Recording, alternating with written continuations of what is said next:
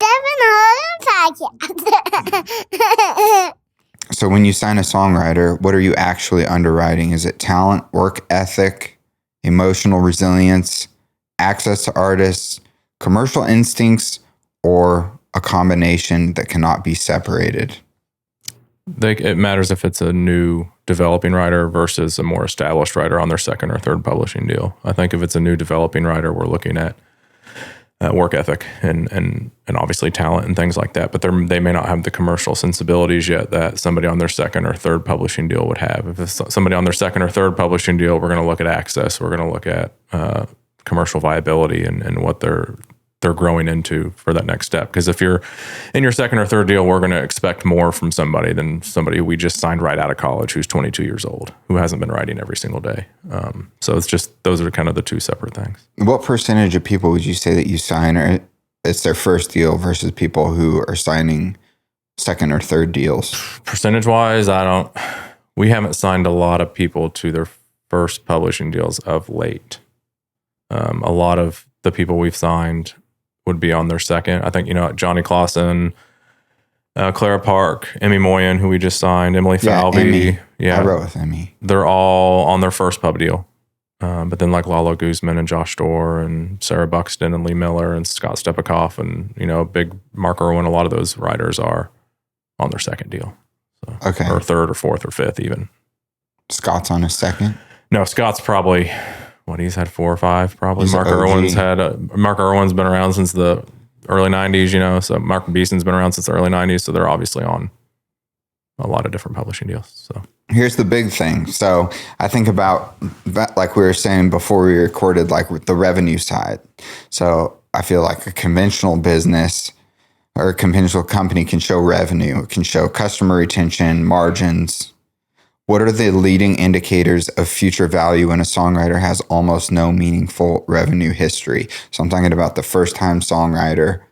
Yeah. They have nothing to show. Like I was telling you, you were like $8. Yeah.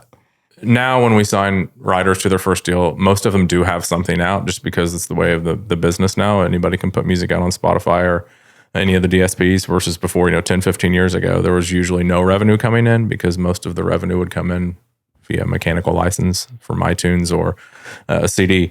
So yeah, there is going to be like literally $8 coming in of revenue on their Schedule A, if not less, maybe sometimes more. But and the Schedule A is all their songs that they've written. They've written before, yeah. And usually you're not even concerned about those, right? Most of the time we're not. If it's somebody on their second or third publishing deal, there's going to be some stuff on there. We've had writers on their second or third deal bring in songs that end up getting cut or were already cut or so on and so forth. And then somebody like Johnny Clausen, I think when we signed him, it was his first pub deal, but he had already had a Chris Young cut at that time. So, so that's a pretty rare situation though.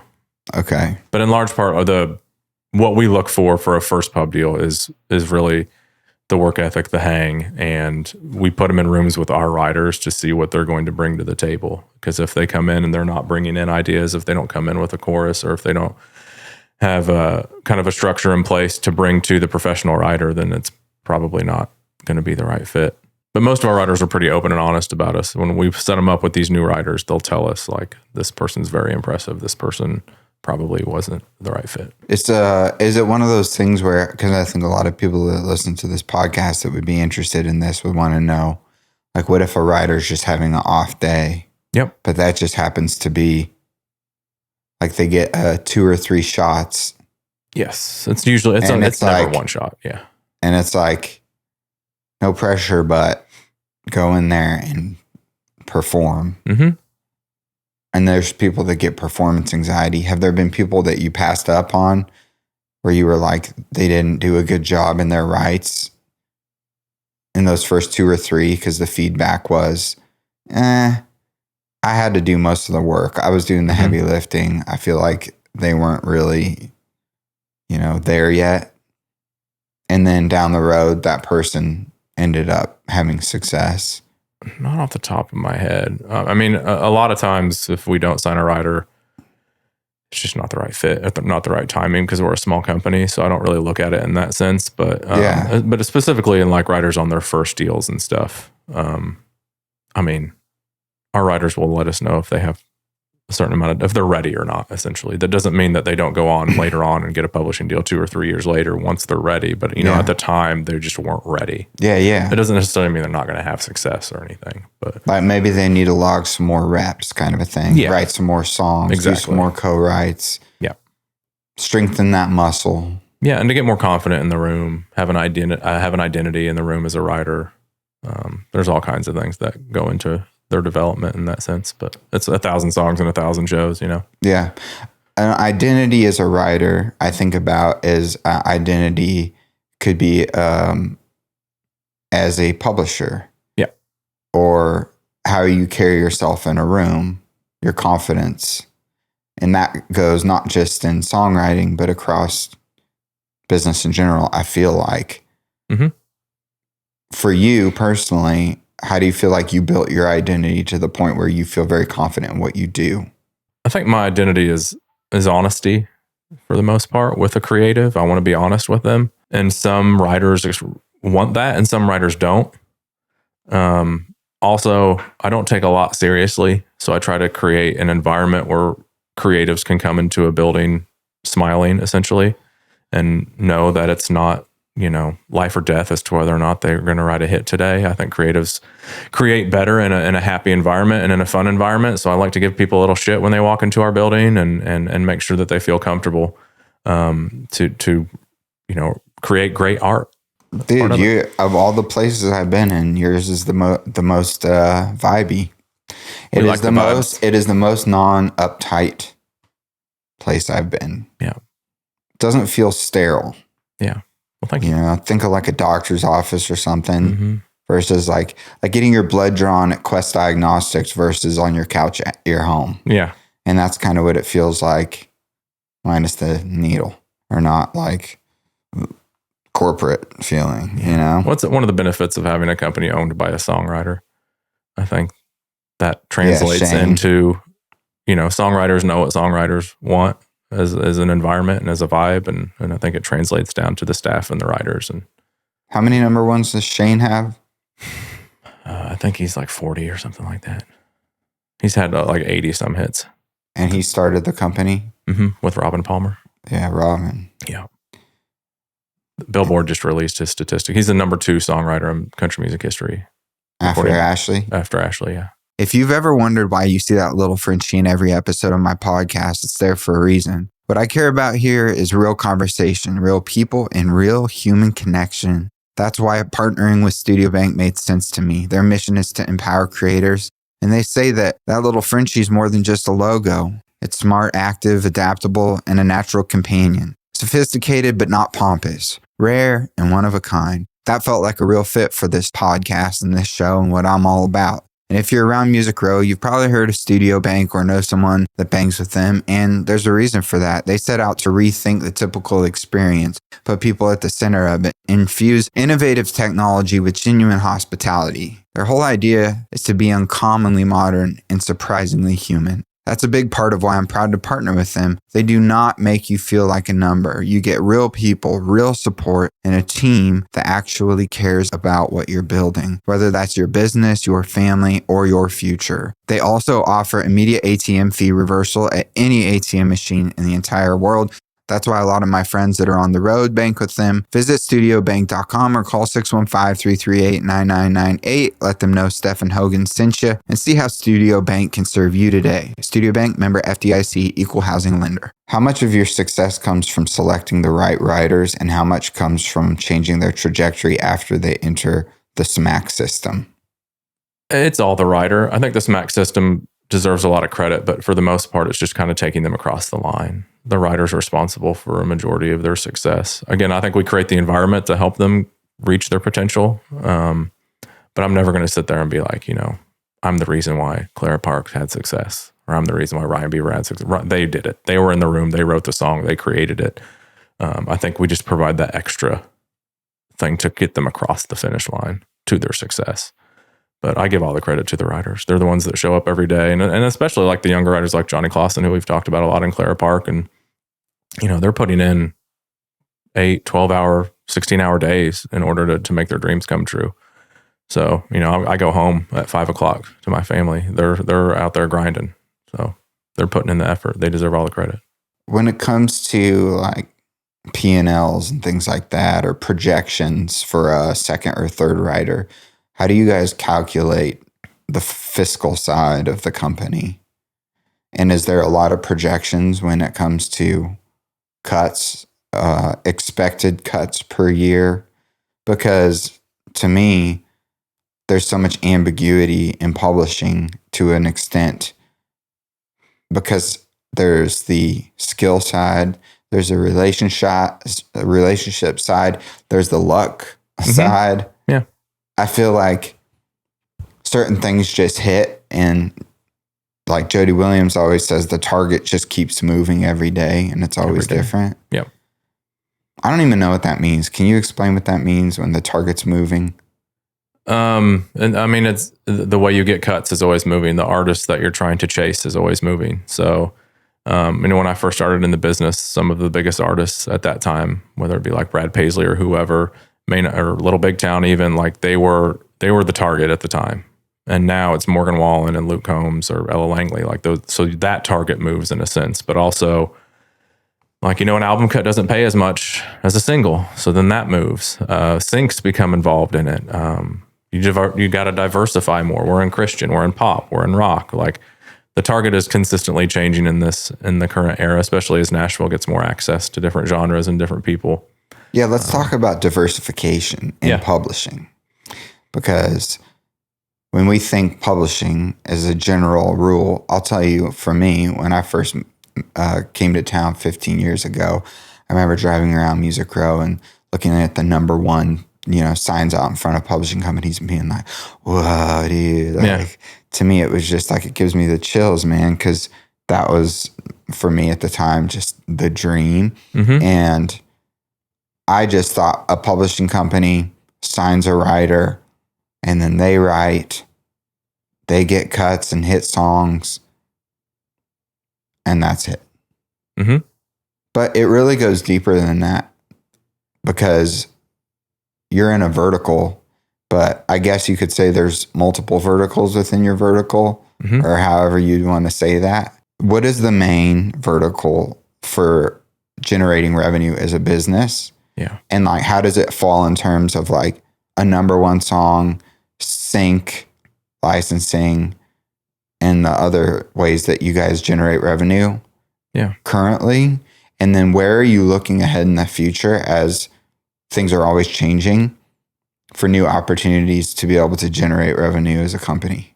The word countrypolitan comes from a real era in country music, when Nashville took country music and made it elegant. Strings, background vocals, orchestra. It was country music with polish.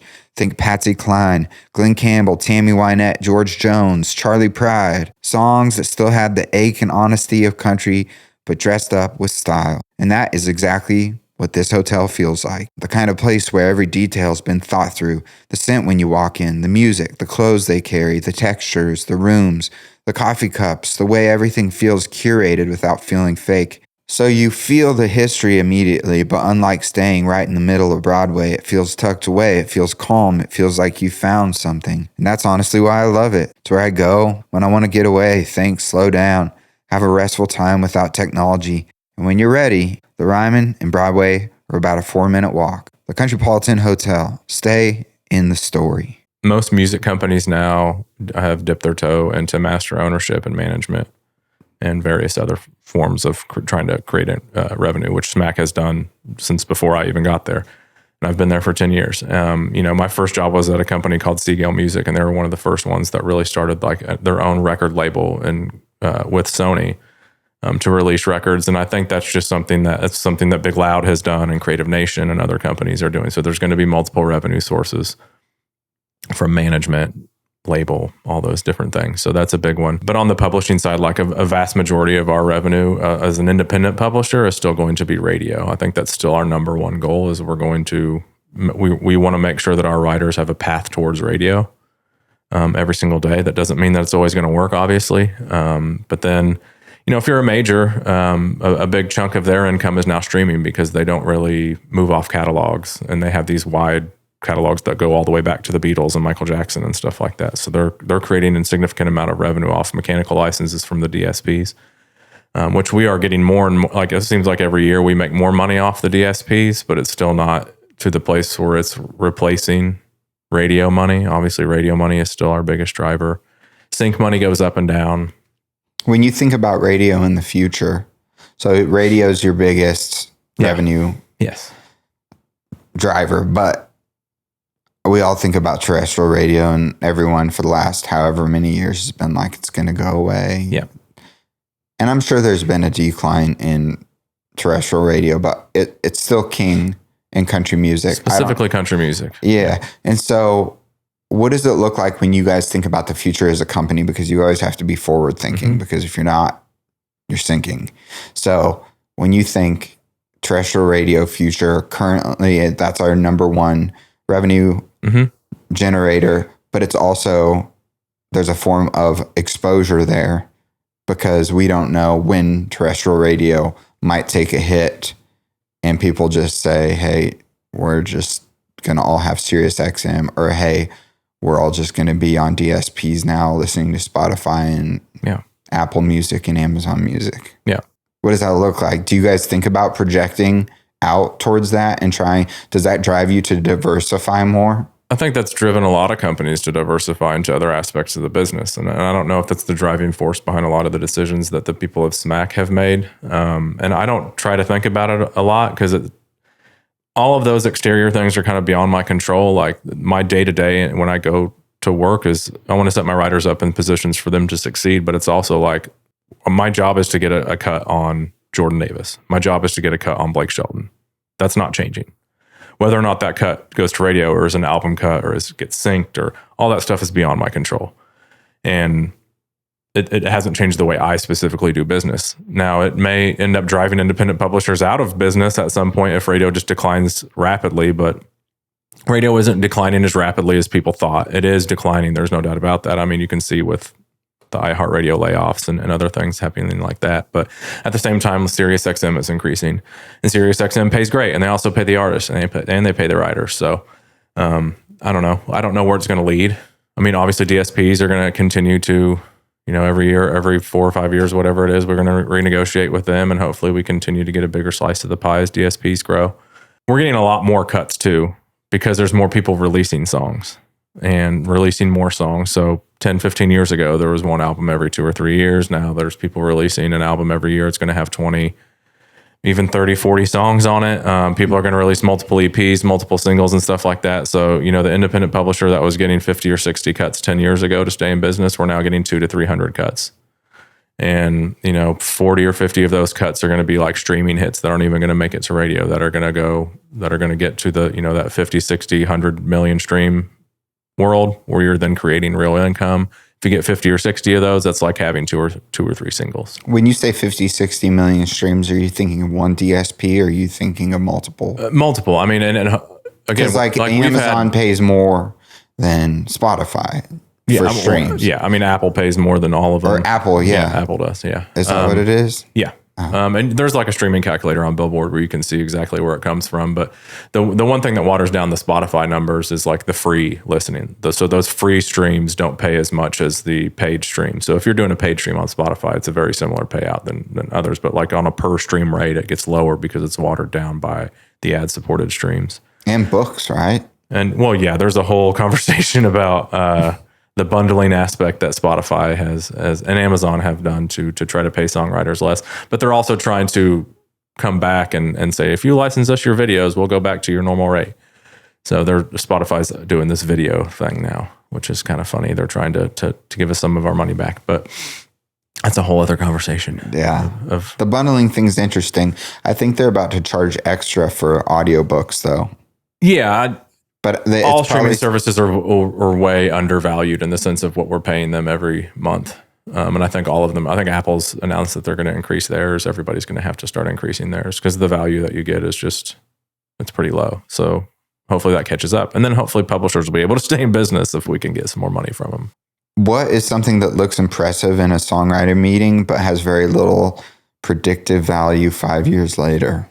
There is a quality of a writer or an artist that is hard to define. When they walk into a room, there is something about them where everybody in the room is immediately kind of, not that this word is right, but like attracted to them as a person, as a songwriter, as a artist.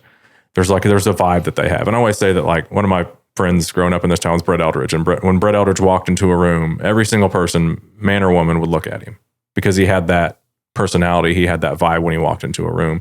And I think that we look at that in songwriters and artists as well. Like, do they have that? It's kind of the star quality is what it's called. But in reality, it's just kind of just like they have a great personality and they're a great person and they're a great hang. And it makes you want to hang around with them more. And I think that's an undervalued thing that you can't really put a price on that thing.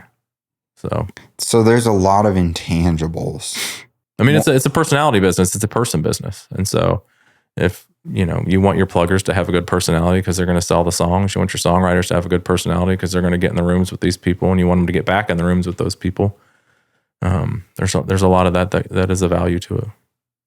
But when you evaluate a writer, are you forecasting what the market will want, or are you looking for someone capable of surviving several changes in the market? I think you definitely think about if they're going to be able to be viable in your market. If I've met with people in the past that were very Americana leaning, and I think SMACK's probably not the right fit for that. Just because we are part of like the current country music market, and we want to make sure our writers remain in that market, because that's where a vast majority of the business is. But at the same time, I've never, like, we're not specifically telling our writers to chase radio. We want to set them up for possibilities with, which means like artists that have an opportunity to go to radio or whatever. But I think we were going to sign writers that have an opportunity to go to radio. Yeah, at our company, but other companies may have different avenues and resources that SMACK doesn't. So like if you're one of like Concord or somebody who has an incredible sync team, you're going to be more likely to sign stuff that SMACK can't. So SMACK in itself is like, we're a country music forward business, even though we've had hits in Christian and rock and pop and stuff like that. Like, that's just, we're a country music radio forward business. Yeah, country's a very diverse genre. It's probably right now like the most diverse, from Americana to pop to even hip hop to, I mean, we're kind of all over the place. And I think it's kind of become what rock and roll was in the 70s, even into the 80s. Like, we would have the Eagles, John Mellencamp, Lynyrd Skynyrd would all kind of be in our format, right? Which used to be, and I even think if you go into the 90s pop era of the Wallflowers and Matchbox 20 and the Goo Goo Dolls, I think those artists also would kind of fit into our format. You saw it with Hootie and the Blowfish with Darius Rucker. Like, those transitions into our format are really, really easy. So yeah, I think country's diversity has definitely exploded and would cover a lot of those things. So I think Bob Lefsetz always says country is like the modern rock and roll now. I've never heard that. Yeah. So there's more opportunity in country music right now than ever. Than ever before. More cuts. There's more cuts. There's more artists. There's more people from different genres coming through. Big X the Plug. It's Post Malone, obviously, Beyonce. There are a lot more opportunities than there ever have been. So, do you think that's because of the potential within radio? I don't think it's necessarily a radio thing. I don't think those decisions are being driven by radio, because obviously Big X the Plug and Beyonce didn't get a ton of radio love in the country space. But I do think our fan base is very open-minded and wanting new things. I think that country music is expanding worldwide, and it's a genre that is focused in media and gets a lot of attention. That if you make a country record, then I think a lot of media outlets are going to be interested in that as well. But it's also just simply like the largest or the biggest genre in the world right now. So in terms of consumption, like, country music is the number one dominant genre. So Ella Langley and Morgan Wallen and Luke Combs and Zach Bryan and all these people are kind of taking over all the Billboard charts and things. And that's never really happened in our history either, in terms of we'd always have one or two country artists every once in a while sneak their way up to the top of the Billboard Hot 100 chart and compete with some of the pop and rock stars. But now we're kind of in control of it. And if you put Taylor Swift in there, she has a country song that's top 10 right now. So like, and she was a Nashville product. Like, there's another one. Sabrina Carpenter, she writes a lot of her people, or a lot of her songs are written with Nashville writers. Like, that's another, like, Nashville's kind of taken over. Steph Jones, yeah. Had her on. Yeah, she's awesome. So you can spread risk across a roster. Mm-hmm. but each writer has effectively invested nearly all of their human capital in one career. Does that mean the writer's actually taking more concentrated risk than the publisher? Financially, no. I mean, the publisher's taking all the risk. We're giving them money to write, and we're giving them a space to write, and we're splitting the profits either, 50-50, 63-33, 75-25, like whatever the different deals are. So, the writer's either getting 75% or 50% of their profits, plus we're paying them, plus we're giving them a place to write. So the publisher's taking on more of the risk on like that financial upfront side. In terms of like the dream and the years you have left to chase and things like that, then yeah, I mean, you're putting a lot of risk and trust into that company to kind of help you achieve those dreams, because it is like you're going to sign somewhere for 3 to 5 years. And then if everything goes well, hopefully you're going to extend and have a long relationship with that publishing company. But yeah, there's 2 ways to answer that question. But on the upfront thing, like publishers are definitely putting more at risk. So. I think that's something that people don't understand. Would you agree? Yeah, definitely. And in the music business, the publishing deal is definitely the best deal for the creative. It's better than a record deal. It's better than any other deal you're going to get, because you're splitting the profits either 50-50 or 75-25. So it's or somewhere in between there. And even in some cases, they're doing admin deals that are 80-20, 90-10. Like, the writers are always going to get at least half or more of what they've earned. Can you explain an admin deal? Yeah, they just collect your royalties and they collect a fee off the top. So if you generate $1 million, they're going to keep $100,000 or $200,000, and then you're going to get the rest. But they do all the administrative work. Yeah, they're going to collect your country or collect all your money from every country in the world. From my Vince cut, they keep emailing me about money that I have, but I don't know how to get it. Yeah. So does that mean I need an admin deal? Probably, yeah. I mean, there's ways to do admin on your own, obviously, but it can be very time consuming and difficult, especially if your song is being consumed in 60 different countries and you have to go track down income in 60 different countries. It's a pretty heartbreaking business to be in. And hopefully your publisher can be there to get you through it. But and you're obviously your co-writers and friends, but getting a cut and it not making the record, or getting the single and it not getting past 40, like there's all kinds of things that can be extremely heartbreaking in this business that are, I admire songwriters who just keep pushing through, that have been doing it for a long time. But that's why they call it a 10-year town, because it takes 10 years to kind of weed through all the crap, have luck kind of land your way, if not longer. Do you think it's luck? Sometimes. The harder you work, the luckier you get. I do believe that. But in some cases, like, we have no control as to whether or not something's going to be a single or not. Somebody somewhere is going to make that decision, and that is luck. We have no control as to whether a song is going to make a record, or if it's going to go viral, or if it's going to be the best streaming song off the album that then is going to be the next single. Like, so we have very little control in that. So there is luck involved. But I think, again, like, if the harder you work, generally the luckier you get. I've seen the whiteboard, I believe, that is in your at SMACK, mm-hmm. that has who's cutting. Yeah. Are the majority of writers writing for that? Let's say Jordan Davis, back to your example. Yeah. Like, Jordan Davis is cutting, he's taking outside songs, you guys get a pitch.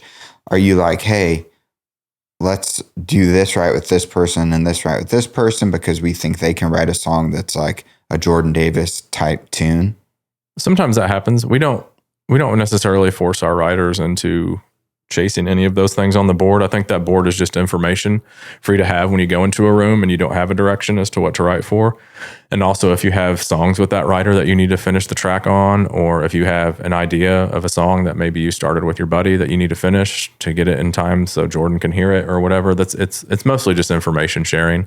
Some of our writers do love information that they can use to create that day. But for the most part, we're not forcing them to do anything. We're just trying to provide them with the information of what those artists are looking for when they're cutting. Do you think a lot of the writers see that and they use it as data to be able to go write? Like, I'm going to try to write a tune for Jason Aldean today. Yes. Yeah. And I think some of our writers don't look at it at all because they don't want to look at it. That's interesting. They don't want the pitch sheet to dictate what they're going to create that day. A lot of our writers are like that, and I respect that. And I think a lot of our writers are really good at direction. Like, if you walk in and say, Jason Aldean needs this kind of song, they'll go crush it.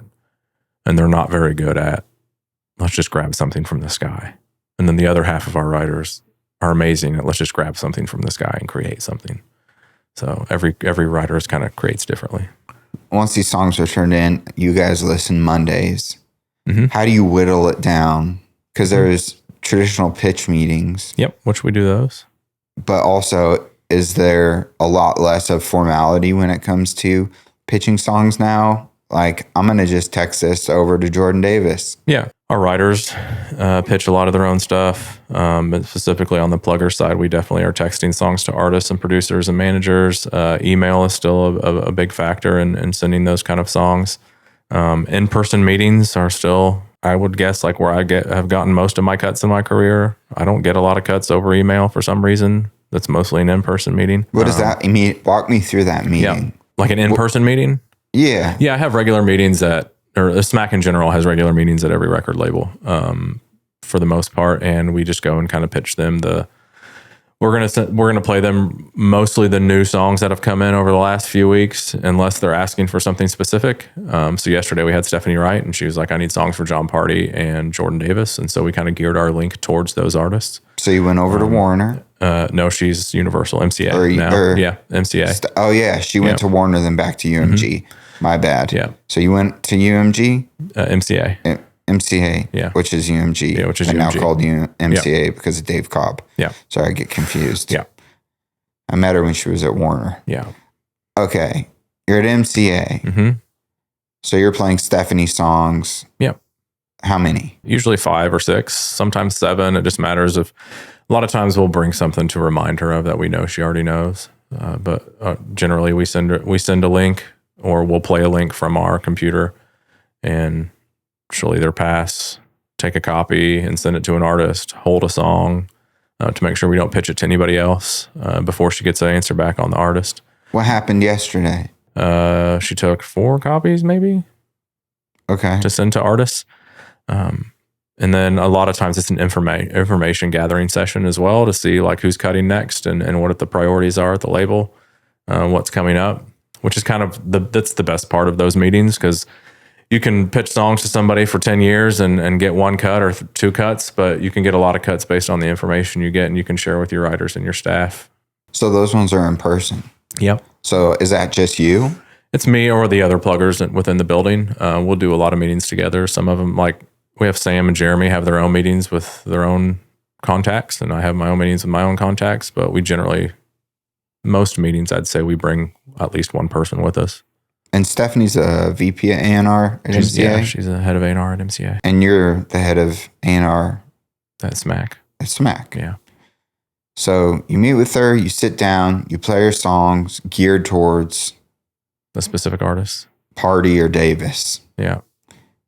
And then she's like, I'll take these 4. I'll take copies of these. She'll like one by one, she'll be like, hey, I think this sounds great. Or in some cases, she'll be like, hey, I think Jordan's already has something like that on the record. I might send this to Josh Ross. Or maybe if we got a female vocal, this would work for Carrie Underwood. Or like sometimes. Are they good enough usually that they want copies? Yes. And it's specific at SMACK. I mean, the dominant independent publishers or major publishers, the song should be good enough. Like our song should be good enough for her to take a copy at least. Yeah. Because you're really whittling it down to the cream of the crop. Yeah. I mean, they're the best writers in the world, and it's our best 5 or 6 songs of those best writers in the world over the last 2 weeks or to a month or however long the meeting's been.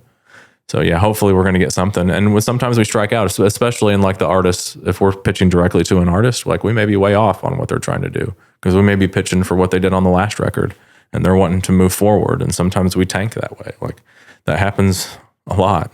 We've had some bad pitch meetings in that way, but we've also had pitch meetings where, they like everything and they cut 3 of the songs that we've pitched them. So I'm curious because like Casey Musgraves, MCA, UMG, now MCA, Golden Hour, they didn't know what to do with that record when she was done with it. They're like, this is weird. Like, this is different. We're a little concerned. I wouldn't say that, but according to someone that in a podcast, they were like talking with someone at UMG, basically they were boiling it down to, this is so far from where the radio's at. Yes. We are a little like unsure. Which maybe at the time of that record, that was a real conversation. I think the business has changed in a way that a lot of these artists aren't radio focused, right? So, and Casey would be one of those artists, and she outstreams, most of the radio focused artists on that label. So I think now and then that she won a conversation would Grammy change. for that record. Yeah, she won a Grammy for it. But it was one of those things that was left of center. The only reason I say that is because I'm curious if you have a strategy when you go into these meetings to bring something that is completely of a different palette. Let's say, yeah, this is what John's done, this is what Jordan's done, but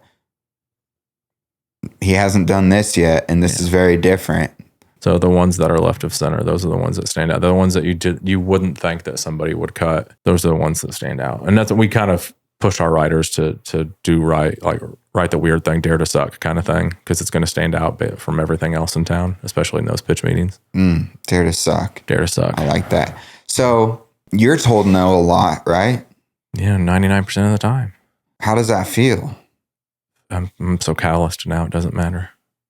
The wins make up for it. And again, the more you're in the business and you understand it, like it's much easier to understand. It's the same thing as a baseball player. Like you're going to fail 70, 80% of the time. But like the more you're in the business, the more you understand it. Like there's 8 other people out there trying to stop that ball from being hit, right? And there's a pitcher who's trying to strike you out. So, and it's the same thing in the music business. You got to get it through the A&R person, the producer, the artist, the promo team, the manager. There's 1,000 different things that could derail your song from having success. And so there's a lot of things that work against you, but when something does work for you, it's amazing. And it's one of the best feelings. It's like, Texas is a great example of something that worked really well for 3 of our writers and gave them their first #1, and it changed their lives, and it changed the trajectory of all of them in this town. And that feels good. So you can't project a Texas. No. So when you guys do projections and try to, like any business, have year-over-year growth, and you're looking at 2027 versus 26 data versus 25, and do you look at the past and you're like, this is what it's looked like, this is what we've done on average, so let's project this much for 27 in terms of operating capital ability for investing in writers, draws. We're operating a year or 2 behind usually, because the income from a song generally is a year or 2 behind its peak. So yeah, we're still like operating on stuff that happened 2 years ago. Like that's what our projections are. And what we're doing now affects what Smack will be in a year or 2 from now, if that makes sense. Because that's how money rolls in. Like if your song peaks in November, you're going to get paid in December of the next year, so on and so forth. And that's just going to be your first check. So yeah, we're operating in behind in that sense, because that's how the money comes in. But we don't really project in a sense of like, I know you said it before, like, do we sign a writer and project what they're going to bring in? Because we have no control over it. So we can't really project that unless they bring in a Schedule A that's already creating income. As an independent publisher, we don't do that. I think Sony would be more of somebody who would sign, like if an artist is already popping off, or Warner, if they have an artist already popping off that's getting 10 million streams a week, they can project income. And that is something that they would be interested in, is projecting that income. Or if you're one of the biggest writers in town and you're trying to sell your catalog, if you're Chase McGill or Hardy or any of these people who've done their catalog sales recently, all these publishers are going to look at your past 5, 10, 15 years of income and value that as what they think it's worth. And they're also going to look at forward projections of what they expect to come in the future. What were those catalog acquisition numbers? Do you know? I have no idea. So I think Zach Bryan's was 200 million. Yeah, but he was selling masters and publishing. So those are 2 separate things. He sold everything, I think, which, if you're Chase McGill, you don't own any masters, so your catalog sale is going to be a lot different than the artists that are selling their masters. But like Bruce Springsteen sold for $500 million, and a lot of these guys are selling for just absurd numbers. But they're kind of, a lot of these guys are at the point in their lives and their careers where it makes more sense for them to just offload all of this stuff for family reasons, and for nobody has to argue over the different copyrights. You don't have to transition ownership, things like that. On those catalog sales, does that save you? Because there's different taxes. Yes. What is the tax that you pay as a songwriter? It's whether you're taxed from income or capital gains, and capital gains is taxed less than income. I believe that's why they're incentivized to sell their catalog.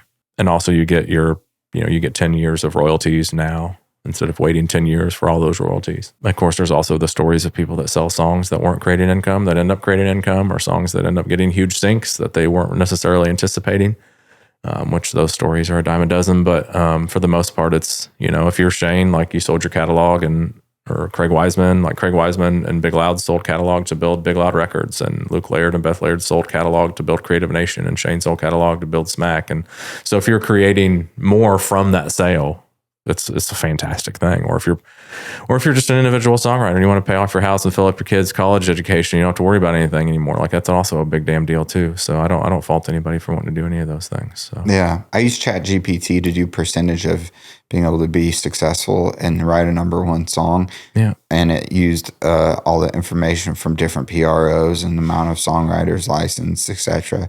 And to boil it down, it was 0.0019%. Oh yeah.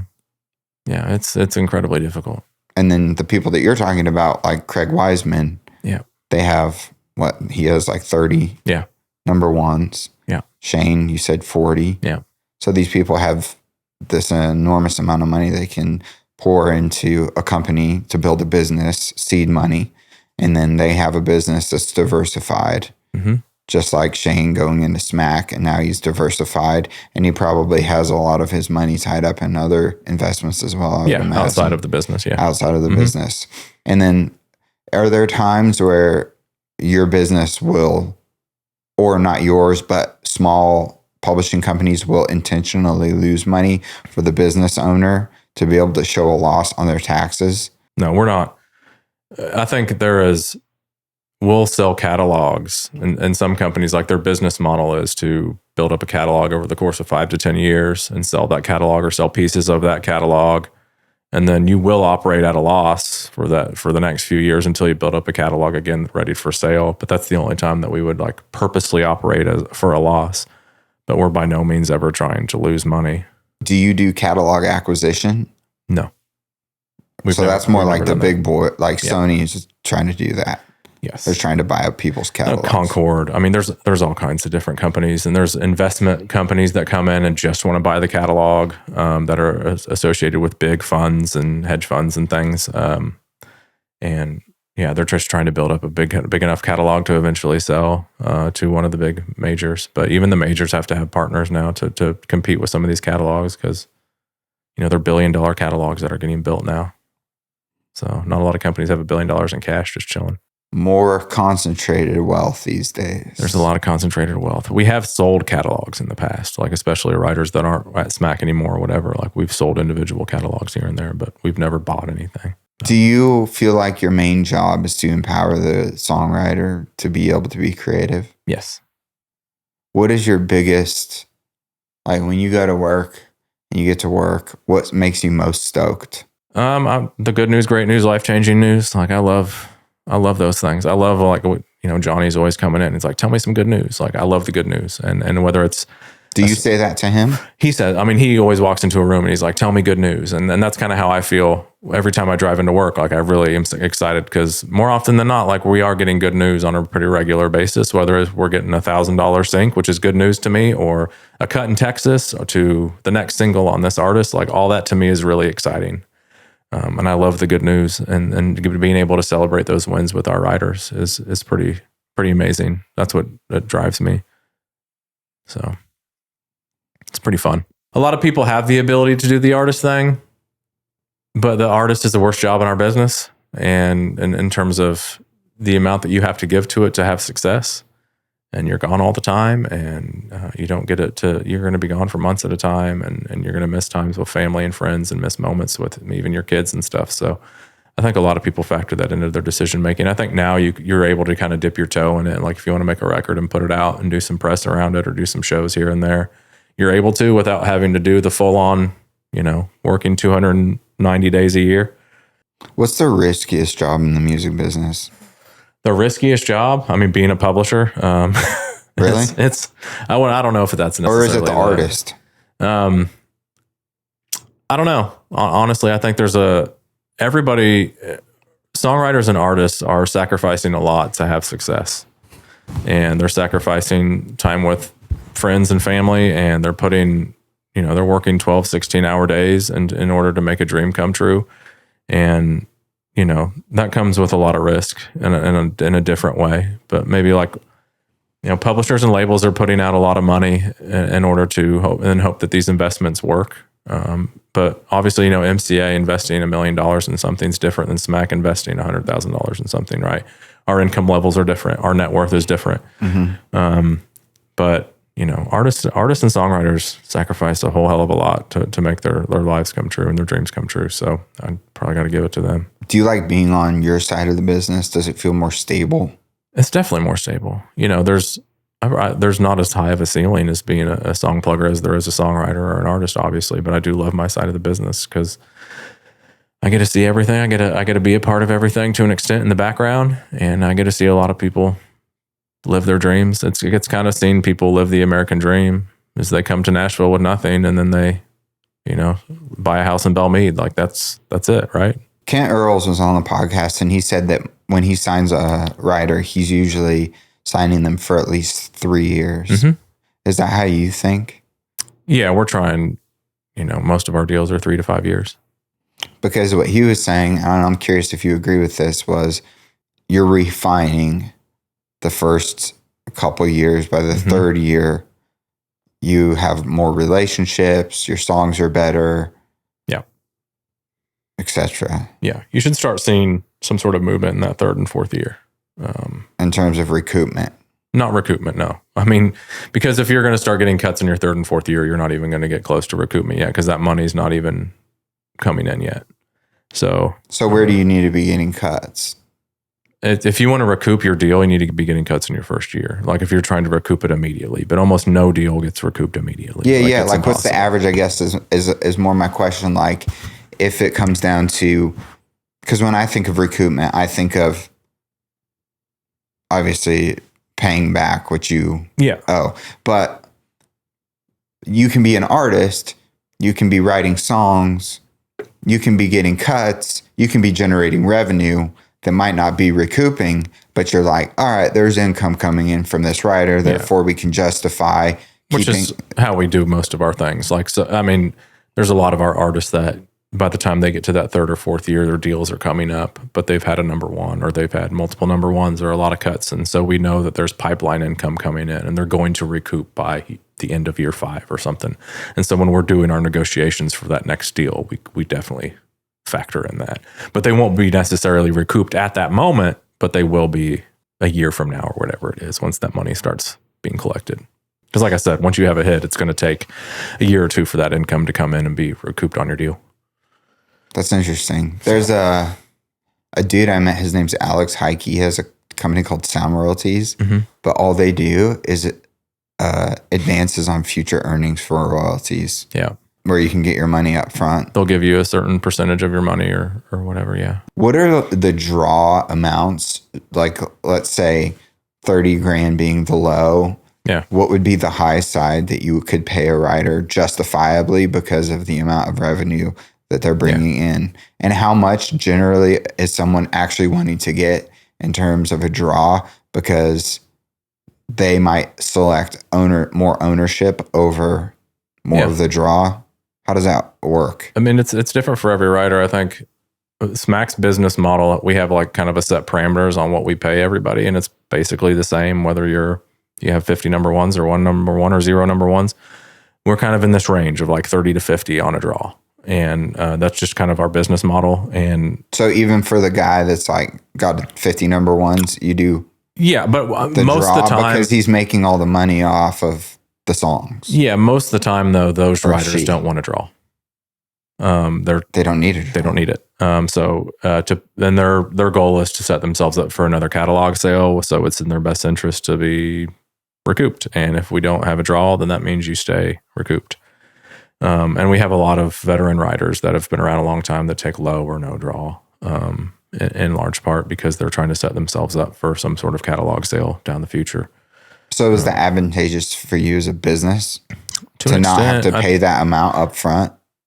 To an extent, I think it's, there's benefits to us having, the 50-50 full pub deals with baby writers that end up having a hit or two in that. There's obviously like if you have your your no draw co-pub deal on a veteran writer and you get a couple of hits on that, that's awesome too.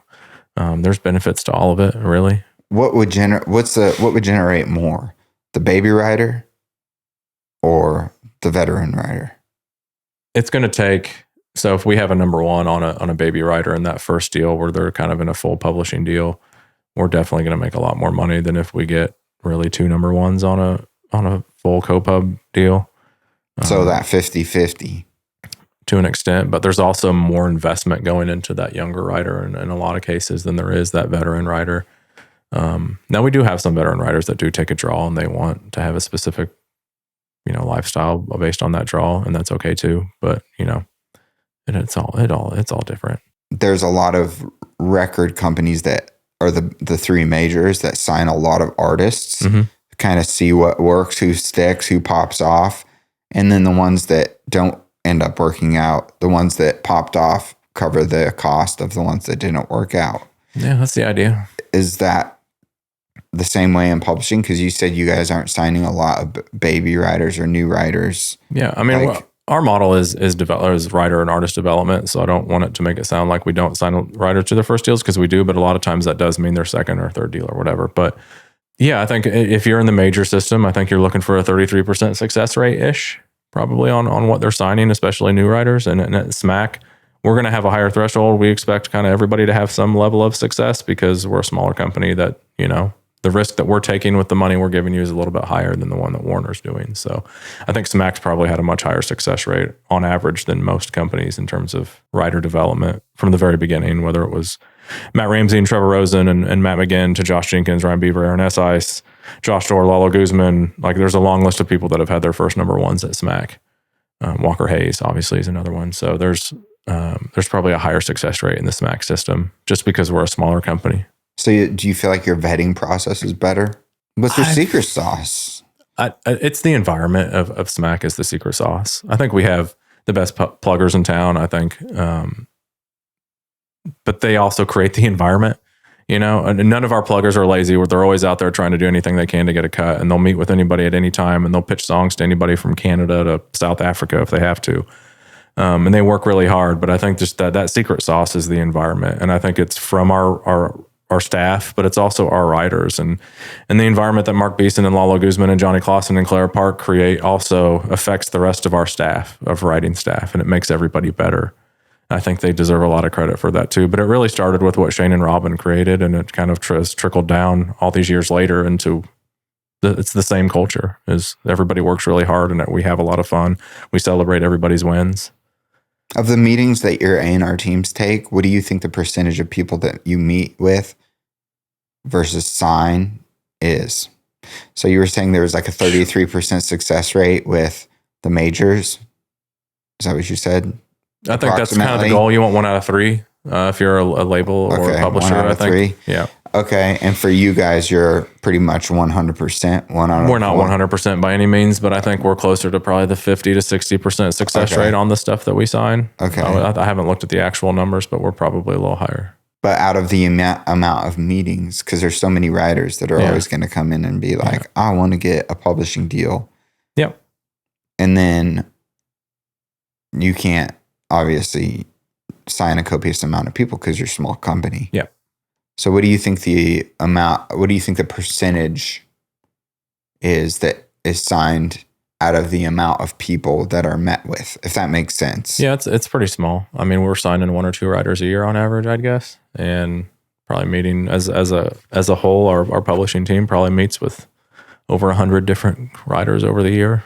That are either coming out of their deal or looking for a deal. Maybe it's 1 to 2% sign rate. Yeah, maybe we're signing. And there's also, there's probably 2 or 3 people a year that we offer deals to that we don't get, that they sign somewhere else. So that also is factoring into it as well. So, and that would be on like second deals or first deals even. Like, we've offered people their first deal, and then once we get involved or other companies get involved and they get a better opportunity or a better deal somewhere else. The first person to offer a deal quite often, then everybody else kind of follows. Pretty common. Do you follow like everyone else does? Is that just industry standard? No. Or are you the one to offer the deal? More often than not, we're probably the leader in that. Okay. And do people generally for me, I would feel like if you offered me a deal, I would feel loyalty to you because you're the one that believed in me, and all these other people are just doing it because you did it. Well, that's how I feel. I feel like it's a little bit sometimes we've definitely had writers that have used our deals to get better deals or to try to sign wherever they want to sign. That's definitely happened before. But I think a lot of times I don't think it's the fault of the writer. I think they go and if they're in a position to get a publishing deal, they're probably in a position to get a publishing deal at a lot of different companies, and they go take all these meetings. And if SMACK is the first one to offer, and maybe 3 others after these meetings offer as well around the same time, and that maybe they have a better opportunity somewhere else. It's nobody's at fault in those situations. It's just a business part of it. It sucks sometimes though, especially if we put a lot of time into trying to sign somebody and writing with our writers and doing all that stuff, but it's also benefited us in the sense of there's writers that haven't signed with us that still write with our writers and they have a lot of success with, and we're still good friends and things like that. So, everybody ends up where they're supposed to. A lot of our team started at the front desk and are now pluggers that are buying houses and getting engaged and getting married and stuff like that. Like all that that's the fun part, and it's all because of these silly little 3-minute songs, which is pretty fun. Silly little 3-minute songs can change all these people's lives. So I feel like, this is a good little masterclass on diving deeper than we did the last time we talked. Yeah. Glad to be back. Back by moderate demand. Yes. The people. The people. The people. The quote I heard when I met with a dude after our thing was, all Music Row is talking about is the episode with Lee Krabel that you did. What they didn't tell you was all bad. So... all Music Row's talking about. Yeah, talking about how bad I was. They were raving. Yeah. It should have been on the cover of Music Row magazine. Yeah. They probably went with Jordan Davis or something instead. Yeah, they shouldn't have. They probably shouldn't have. Those are all my business questions that have been on my mind lately. Yeah. But what I find interesting is I feel like the people in the music business that make the most money or the most steady money or the income or the people that I see driving the nice cars are the ones that are on the business side, not on the music side. To an extent. A lot of the writers are pretty humble though. A lot of the rich writers don't drive nice cars. Yeah, so I know that's a pretty common thing. I've seen it. The artists do. No, that's a real thing. The artists drive nice cars, but if you see Range Rovers in our parking lot, it's more than likely the artist or Shane. Yeah, or an executive. Yeah. That's been with a company for a long time. Maybe. I drive a Camry. I don't know. See, dude, that's your humble thing. Yeah. Do you guys get bonuses on number ones? As a whole, our company, the publishing team gets bonus based on the successes we've had. Oh. Yeah. So I'd be like, whoosh, yeah, go write me some hits. But again, a lot of that's out of our control. We've had years with 0 number ones and years with 7 number ones. So that, you never know how it lands. But they all kind of level themselves out for the most part. To be a company that's profitable. As long as you're consistently on the chart and consistently, like we try to live into that, 150 to 300 cuts range, like you're doing your job. You're doing your job. Like everything else is kind of out of your control. And we get a lot of songs that probably shouldn't have gone to radio that went number 1. And we have a lot of songs that should, that never get to go to radio. So there's just no rhyme or reason to anything in this business. What's the most surprising thing to you in being in this business? I mean, definitely the rise of the social media stars. Definitely, it took everybody by surprise during COVID of these people that have written 1 or 2 songs and one of them pops off after you have these artists that have been trying for 15 years and never had anything happen for them. They're trying to do everything the right way. That's definitely the thing that kind of threw a wrench to our thinking of our writers thinking. Like they don't want to miss something. They don't want to not write with somebody because they never know who's going to be the next whatever. And do you feel like that's a long game to play, or is that just a right now thing? It's evening out now. I mean, the social media stars slowed down a little. I think there are definitely still artists that do. I mean, still lefties doing really well on social media. Noah Kahan is somebody who did really, really well on social media. I don't want to take anything. Warren Zeiders still does great on social. Tucker Wetmore was one of them that kind of broke on social media, so I don't want to take anything away from him. But I definitely think the artists that had those moments on social media are slowing down because it's such a saturated market of everybody trying to do that thing that they're trying to do. Now, there's still somebody that's going to come from those markets The amount of accounts that I see that all do the same thing is It's all the same unbelievable. thing, yeah. The pictures look the same. The videos look the same. Yeah, everybody's singing in their damn car. Singing in the damn car. Yeah. Singing just you and an acoustic guitar. You lip syncing to your song. Yeah. Clothing style, like everything. Yeah. The look. It's so interesting. Yeah. Seeing, because you see it, I'm sure, all the time. You meet with people all the time. You look at their accounts all the time. Mm-hmm.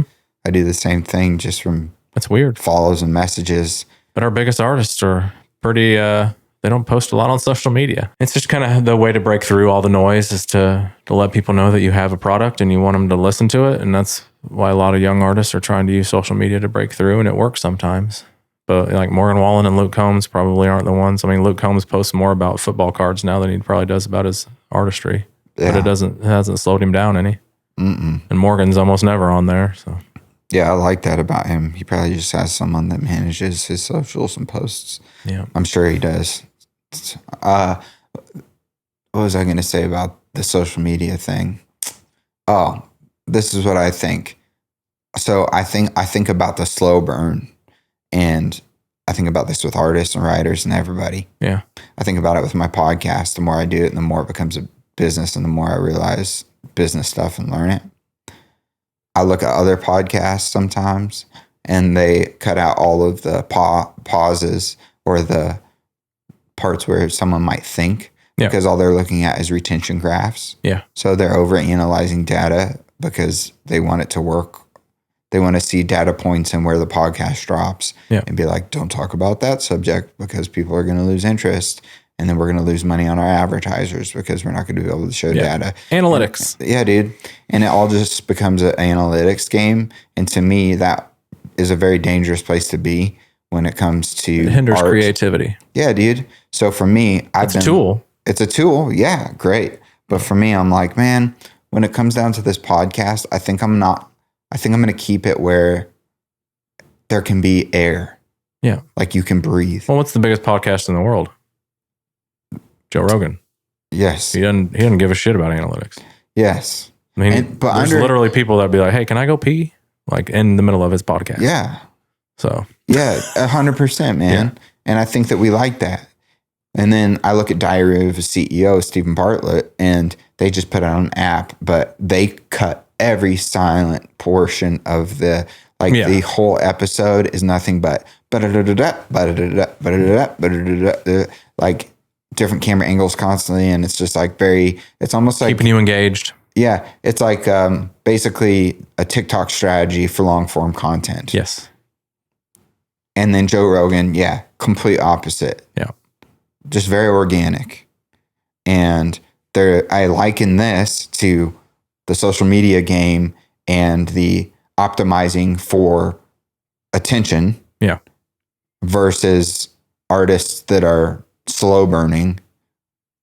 But in the long run, the attention economy might shift more towards the artist that is not the one that's just putting themselves out there all the time, but there's a little bit of mystery to them or mystique because they're not just revealing themselves, you know. But it's a quality thing. Yeah. We get caught up in the quantity thing a little bit too much in the music business these days, and how many songs you put out and how often you got to release content and things like that, because you don't want to see your numbers drop on streaming, you don't want to see your numbers drop on social media, and it kind of waters down the quality of the product sometimes, which is, I think, it allows the veteran acts, the catalog acts, to continue to increase their market share, because like the Rolling Stones don't got to worry about content. They don't got to worry, like things just going to keep increasing. What's interesting though, to juxtapose, is the Beatles. Yeah. They released after released after released after released. Yeah. Like pretty fast. Yeah. On turnarounds. Back then, yeah. I mean, they were making records with 8 or 9 songs on them. And a lot of those records were songs that had already been cut by other people too. So like it was like, they're doing Twist and Shout and stuff like that on some of those records. So they weren't cutting 10, 15, 20 songs a year. It's a little bit different. So for the LPs, for those LPs, like if you go back and look at like the records and stuff, and once they got down to like Let It Be and the White Album and stuff like that, it was a more eclectic piece of work. But like those initial records and stuff like that, I mean, they were doing covers. They were, Do you think they already had them planned out? I think the labels and stuff would probably dictate more of what was happening at that time. And then as they had success, they were able to control more of it. What's an artist or band that you feel like has done it the right way that you really respect historically? Historically, man, I mean, there's a lot of them. I mean, Luke Combs is probably one that I really respect. Cody Johnson's one that I really respect in the way that they're making records. I think their quality is really, really high. I think their identity is fantastic. I think they've used social media in a proper way to let people know exactly who they are, but not overdo it. And like a lot of Cody's stuff leading up to his album was just kind of like him singing in the studio, but he was in like tennis shoes and a t-shirt kind of thing. He wasn't in his cowboy hat and cowboy boots. It's a little more relaxed atmosphere. And like Luke talking like, he talks about his family and how he likes collecting cards and shit. Like that's awesome. We like that more. We like that more. I do. And we like the fact that he's like, I spend more time with my kids than most dads. Yeah, I love it. And I think, Megan Maroney does a great job. Lainey Wilson does a great job. Ella Langley's doing a great job of doing all this stuff. I like seeing her talk about her faith. Yeah, they're being more encouraged to be themselves, which is great. It means it's not a product as much as some other stuff has been in the past. So, yeah, we connect with humans, not perfection. Yeah, and more we realize nobody's perfect, and we like the imperfections. Yeah, seems like the word of the year is authenticity. Yeah, it's been the word of the last few years. It feels like just across the board. So yeah, we'd rather somebody be authentic than fake. Yeah, man. Well, you're someone that's authentic. I try, and I appreciate you. Thanks. And I like stopping by and saying hi sometimes. Yeah, picking your brain. Anytime, but not anytime. Anytime, but not anytime. Yeah.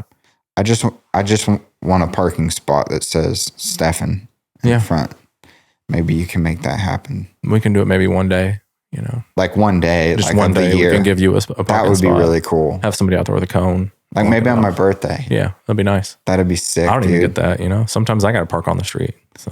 Yeah, that's messed up, dude. Yeah. You should be front and center. Nah, that's all right. The rider should be front and center. Dude, back when that taco shop was across the street. Taco Mamacita? Yeah. Oh, the best. I think R.I.P. I think Josh Osborne's name was out there. Yep. With Shane's was out there. Yep. I remember driving by and looking at me, just being like, oh, that's where they park, dude. Wow, bro. Wow. Yeah. I don't know who has signs now. Just Shane, but he's never there. So we have other people. Robin doesn't get a sign. You don't get a sign? There's zero chance Robin Palmer would ever want her name on a sign. Who drives the Tesla? Robert Carlton. He drives a Tesla. Is he a writer? No. What does he do? He runs SMACK as a whole. He's like the GM of SMACK as a whole, management and publishing and all that. Robert? Yeah. I haven't met him. Yeah, I think you have actually. Is he a younger guy? Yeah. Oh. Yeah. He goes to the gym. Yeah. Works out. Yeah. He's jacked. Yeah, dude. He is jacked. Yeah. A little more stoic. A little more stoic. Oh. Mm-hmm. I haven't met Robert. He's a nice guy. Yeah. Known him a long time. He was my friend before I worked with him. So. Oh, that's awesome, dude. Yeah. That's a relationship business. Yeah. Well, dude, thank you so much for coming all this way. I don't know how far it was from Kingston Springs. Yeah. Took me 4 hours. That's what I thought. I'm just kidding. Took me 50 minutes. Not that big of a deal. Oh. You didn't take Jake Owen's private jet? I did not. Out of Kingston? No, I didn't. Oh. Oh, that's a bummer. Helicopter? Yeah. Because we have a Springfield airport up here. So it would have been great. Next time we'll do a black car service for you when you arrive at the airport. Yeah. So I got you. Thanks. Today's been awesome. Lee Krabel talking music business, talking the business side of the business more so than our last conversation at the new studio. And over half of you are not subscribed. So please hit that subscribe button, leave a review on Apple Podcasts, on Spotify, because it really helps the podcast and it helps us get guests like today's guest, Lee Krabel, who is the man of A&R at SmackMusic.com. Right? Sure. SmackSongs.com. Yeah. Dang it. SmackSongs.com. SmackSongs.com. I think that's what it is. At SmackSongs.com. I may be wrong on that too. I don't know. Have a great day. And I'll see you guys back here next Wednesday. Peace.